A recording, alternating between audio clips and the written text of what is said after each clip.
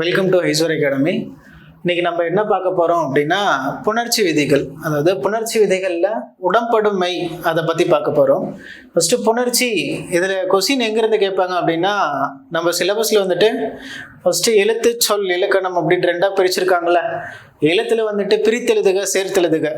முதல் டாப்பிக்கே என்ன அப்படின்னு கேட்டால் பிரித்தெழுதுக சேர்த்தெழுதுக தான். அதில் தான் என்ன பண்ணுறோம் அப்படின்னா புணர்ச்சி விதி அப்ளை பண்ணி நம்ம பிரித்தெழுதுக சேர்த்தெழுதுக எழுதுவோம் இல்லையா. அதில் ஒரு விதி தான் என்ன அப்படின்னா உடம்படுமை. சரியா?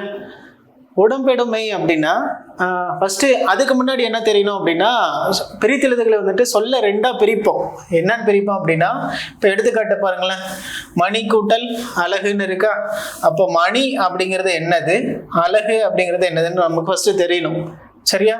மணி அப்படிங்கிறது என்னது அந்த இடத்துல அப்படின்னா நிலைமொழி அப்படின்னு சொல்லுவோம். அதாவது புணர்ச்சியின் போது ஃபர்ஸ்ட் புணர்ச்சி அப்படின்னா என்ன அப்படின்னா, ஒரு சொல் வந்துட்டு இன்னொரு சொல்லோட புணருது. அதாவது சேரும் போது உருவாகக்கூடிய எழுத்து புதுசா ஒன்று உருவாகும் இல்லையா. அதை தான் என்ன சொல்லுவோம் அப்படின்னா, அதாவது நிலைமொழியும் மறுமொழியும் சேரத்துக்கு பேர் தான் என்னது அப்படின்னா புணர்ச்சி அப்படின்னு சொல்லுவோம். அதுக்கு நமக்கு தெரியணும் நிலைமொழி ஃபர்ஸ்ட் எது இல்லை வருமொழி எது நமக்கு தெரியணும்.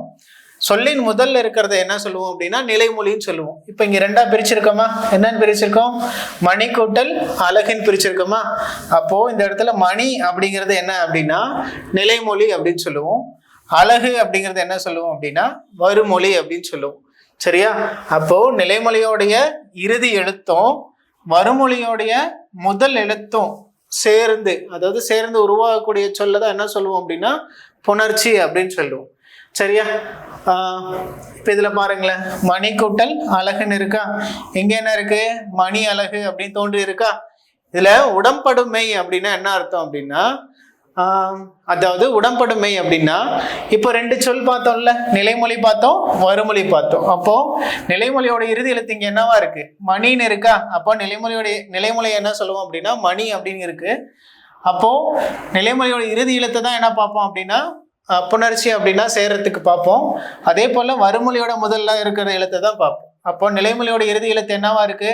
மணின்னு இருக்கு. அப்போ நீ வந்துட்டு எப்படி பிரிப்போம் அப்படின்னா இன்னு கூட்டல் ஈ அப்படின்னு பிரிப்போமா. அப்போ நிலைமொழியோட இறுதி எழுத்து என்னவா இருக்கு அப்படின்னா உயிரெழுத்து ஈயா இருக்கு. சரியா? நிலைமொழியோட இறுதி எழுத்து என்னவா இருக்கு? ஈயா இருக்கு. அதே போல வருமொழியோட முதல் எழுத்து என்னவா இருக்கு? உயிரெழுத்தா இருக்கு, ஆவா இருக்கு. சரியா? அப்போ ரெண்டும், அதாவது நிலைமொழியோட இறுதி எழுத்து வந்துட்டு உயிரெழுத்தாகவும் இருந்து வருமொழியோட முதல் எழுத்தும் உயிரெழுத்தா இருந்துச்சு அப்படின்னா அது என்ன பண்ணாது? ரெண்டும் புணராது. இப்ப பாருங்களேன், இக்கு கூட்டல் ஆண் இருக்குன்னு வச்சுக்கோங்க. இதுதான் என்ன சொல்லுவோம் அப்படின்னா கா அப்படின்னு சொல்லுவோம். இங்க பார்த்தோம்ல, இன்னு கூட்டல் ஈயை தான் என்ன சொல்லுவோம்னா நீன்னு சொல்லுவோம். இப்போ நமக்கு இறுதியில என்ன கிடைச்சிருக்கு? ஈ கிடைச்சிருக்கு, இங்க ஆ கிடைச்சிருக்கு. அப்போ இந்த ரெண்டு எழுத்தும் வந்துட்டு என்ன பண்ணாது அப்படின்னா புணராது, ஒண்ணு சேராது. இதை சேர்க்கும் விதமாக தான் என்ன பண்ணோம் அப்படின்னா இடையில ஒரு மெய் தோன்றும். அந்த மெய்யை தான் நம்ம என்ன சொல்றோம் அப்படின்னா உடம்படுமை அப்படின்னு சொல்றோம். சரியா? உடம்படுமைனா சிம்பிளா ஒன்றும் இல்லை, நிலைமொழியோடைய இறுதி எழுத்து உயிரெழுத்தா இருந்து வருமொழியோட முதல் எழுத்தும் உயிரெழுத்தா இருந்துச்சுன்னா ரெண்டும் புணராது. அது புணரும் விதமாக இடையில ஒரு மெய் தோன்றி ரெண்டும் புணரும் விதமாக அமைகிறது தான் என்ன சொல்லுவோம் அப்படின்னா உடம்படுமை அப்படின்னு சொல்லுவோம்.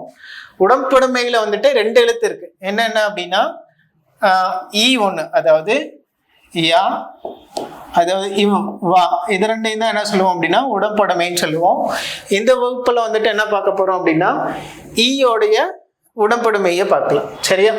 இப்போ ஒன்றும் இல்லை, எப்படி இருக்கணும், கண்டிஷன் என்னவா இருக்கணும் அப்படின்னா நிலைமொழியோட இறுதி எழுத்து எந்தெந்த வார்த்தைகள்ல முடியணும் அப்படின்னா குறில் ஈ, நெடில் ஈ, அப்புறம் நெடில் ஐ, அதாவது ஐ தான் இருக்கு, ஐ. இந்த மூணு வார்த்தைகள், அது இந்த மூணு எழுத்துக்களும் நிலைமொழியோட இறுதியில் இருக்கணும். அப்படி இருந்து வருமொழி எப்படி இருக்கணும் அப்படின்னா உயிரெழுத்தா இருக்கணும். அதாவது ஆள் இருந்து அவ்வரி எதனால இருந்துக்கலாம் வருமொழியில. அப்போ கண்டிஷன் என்ன அப்படின்னா, அதாவது ஈ உடம்படுமைக்கு, அதாவது யா தோன்றும் இல்லையா, உடம்படுமையில யா தோன்றும் போது கண்டிஷன் என்னவா இருக்கணும் அப்படின்னா நிலைமொழியோடைய இறுதி எழுத்து இருக்கு இல்லையா, அது எந்தெந்த எழுத்துக்கள்ல முடியணும் அப்படின்னா குறில் ஈல முடியணும், நெடில் ஈல முடியணும், ஐயில முடியணும். இப்படி ஐயில முடிஞ்சு வருமொழியோட முதல் எழுத்து எதுல முடியணும் அப்படின்னு கேட்டா எதுல ஆரம்பிக்கணும் அப்படின்னா ஆல இருந்து அவ்வரி, அதாவது எந்த உயிரெழுத்துக்கள் வேணா இருக்கலாம். அப்படி இருந்துச்சுன்னா தான் என்ன பண்ணும், எந்த எழுத்து தோன்றும் அப்படின்னா யாங்கிற, அதாவது ஈங்கிற உடம்படுமை வந்துட்டு தோன்றும். சரி, எடுத்துக்காட்டு பார்க்கலாமா? எடுத்துக்காட்டு பாருங்க, நல்லா புரியும். இது முக்கியமானது கொஸ்டின். சரியா கேட்டிருக்காங்க, 2-3 முறை கேட்டிருக்காங்க.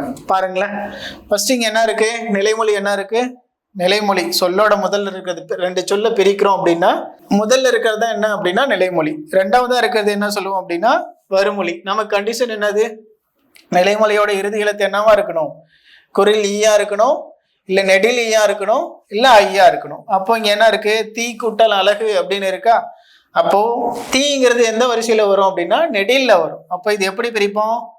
தீ எப்படி பிரிப்போம்? எத்து கூட்டல் ஈ அப்படின்னு பிரிப்போம். அப்போ இறுதியில் என்ன வந்திருக்கு? கண்டிஷன்ல இருக்க மாதிரி ஈ வந்திருக்கா? அப்போ அழகு வருமொழியோடைய முதல் எழுத்து என்னவா இருக்கு? உயிர் எழுத்தா இருந்திருக்கு. அப்போ ரெண்டும் உயிரா இருக்கும் போது என்ன பண்ணாத அப்படின்னா புணராது 2 வார்த்தையும். அதை புணரும் விதமா தான் இப்ப இந்த என்ன வரும் அப்படின்னா யாங்கிற உடம்படுமை வந்துட்டு தோன்றும். இப்ப தீ கூட்டல் அழகு எப்படி எழுதுவோம் அப்படின்னா தீ அழகு அப்படின்னு எழுதுவோம். இங்க ஏன் புதுசா தோன்றி இருக்கா? கண்டிஷன் என்ன அப்படின்னா நிலைமொழியோட இறுதியில வந்துட்டு குறில் ஈ வரணும், நெடில் ஈ வரணும், அப்புறம் ஐ வரணும். வருமொழியோட முதல்ல எந்த உயிரெழுத்துக்கள் வேணா வரலாம். சரியா? அடுத்து பாருங்களேன். கை கூட்டல் தொழுது அப்படின்னு இருக்கா? சரி, கை கூட்டல் எழுத்து அப்படின்னு இருக்கா? பாருங்களேன். அப்போ கை அப்படிங்கிறது எதுல வரும் அப்படின்னா ஐ வரிசையில வரும். அப்ப கையை எப்படி பிரிப்போம்? இக்கு கூட்டல் ஐ அப்படின்னு பிரிப்போம். அப்ப நிலைமொழியோட இறுதி எழுத்து என்னவா இருக்கு அப்படின்னா ஐயா இருக்கு. வருமொழியோட முதல் எழுத்து என்னவா இருக்கு அப்படின்னா ஏவா இருக்கு. அதாவது ஆல இருந்து அவ வரைக்கும் எதுனால பார்த்தோம்ல. அப்போ இந்த கண்டிஷன்ல இருந்தா இங்க என்ன வரும் அப்படின்னா யாங்கிற வார்த்தை வந்துட்டு எழுத்து வந்துட்டு தோன்றும். அப்போ கையெழுத்து எப்படி சேர்த்து எழுதுவோம் அப்படின்னா கை எழுத்து, கை கூட்டல் எழுத்து எப்படி எழுதுவோம் அப்படின்னா கை எழுத்து. புதுசா என்ன தோன்றி இருக்கு? யாங்கிற வார்த்தை தோன்றி இருக்கு. அது கண்டிஷன் இதுதான். நிலைமொழியில் வந்து இதுதான் சேம் கண்டிஷன். இன்னொரு முறை சொல்றேன் பாருங்க. உடம்படுமையில யா வரிசையில், அதாவது யா எழுத்து ஈ எழுத்து தோன்றணும் அப்படின்னா நிலைமொழியோட இறுதி எழுத்து என்னவா இருக்கணும் அப்படின்னா குறில் ஈயா இருக்கணும், நெடில் ஈயா இருக்கணும், அப்புறம் ஐயா இருக்கணும். அதெல்லாம் இறுதி எழுத்தா இருக்கணும். வருமொழியில இருக்க முதல் எழுத்து என்னவா இருக்கணும் அப்படின்னா உயிர் எழுத்தா இருக்கணும். எந்த உயிர் எழுத்துனாலும் சரி, ஆல இருந்து அவ வரைக்கும். சரியா? இங்க பாருங்களேன். செடி கூட்டல் உலர்ந்து அப்படின்னு இருக்கா? அப்போ டீங்கிறது என்னது? ஈ வரிசையா இட்டு கூட்டல் ஈன்னு பிரிப்போம். அப்போ இறுதியில ஈ வந்திருக்கு. அப்ப இங்க என்ன பண்ணோம்? அப்போ வருமொழியில முதல் எழுத்து என்ன இருக்கு? ஊ இருக்கு, அதாவது உயிர் எழுத்து இருக்கு. சரியா? இப்போ உயிர் எழுத்து இருக்கும் போது இங்க என்ன பண்ணும் அப்படின்னா எகரம் தோன்றும், அதாவது ஈங்கிற வார்த்தை வந்துட்டு தோன்றும். அப்போ செடி கூட்டல் உலர்ந்து எப்படி எழுதுவோம்? செடி உலர்ந்து அப்படின்னு எழுதுவோம். யூ இங்க வரும். சரியா?